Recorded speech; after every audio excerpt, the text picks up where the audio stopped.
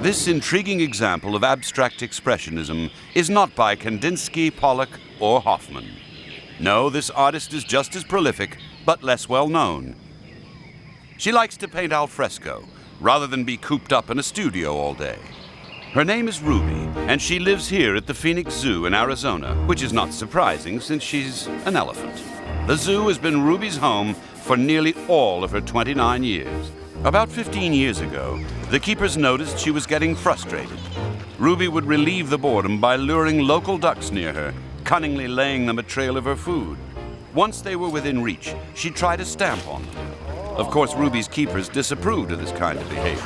They had to find a way of channeling this intelligence into something much more constructive. We first thought that maybe Ruby would be interested in painting because she would take rocks and sticks and mark them on the ground. And so the first step was to give Ruby a paintbrush, and she got used to the paintbrush in about a month and a half. She'd graduated from just a paintbrush in her trunk into a full canvas and easel, and also a specially designed palette for her as well. Honey. Soon Ruby was astounding her keepers with her skill, not only at handling the brushes, but in her ability to choose colors. She prefers the primary shades of red, blue, and yellow, and demonstrates an uncanny ability to choose these again no matter where they are on her palette. This amazed her keepers, since it was long thought that elephants were colorblind. Subsequently, art experts from several prominent American universities were called in to assess her ability.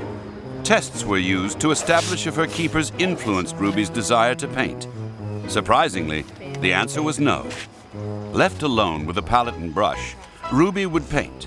She loved to express herself in this way, whether people were present or not, and not just with paints.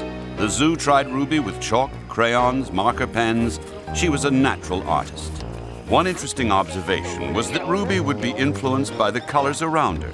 If a spectator wore orange, she'd paint orange. Making this conscious choice is further evidence that Ruby paints what she sees. Over the past 10 years, Ruby has matured as an artist. The strokes are more deliberate. We can identify shapes, and she's even been known to mix two colors to create a third. If that wasn't enough, Ruby's the envy of most human artists. Her paintings are in great demand worldwide, and an original Ruby, signed of course, can sell for over $3,500, income which is highly appreciated by the zoo. She is remarkable, a veritable Pachyderm Picasso. It's incredible how an elephant that started out holding a stick in her trunk and scratching simple patterns in dirt progressed to mixing colors on canvas and ended up shattering a few of the myths commonly held about animals and their natural instincts. Would you believe it?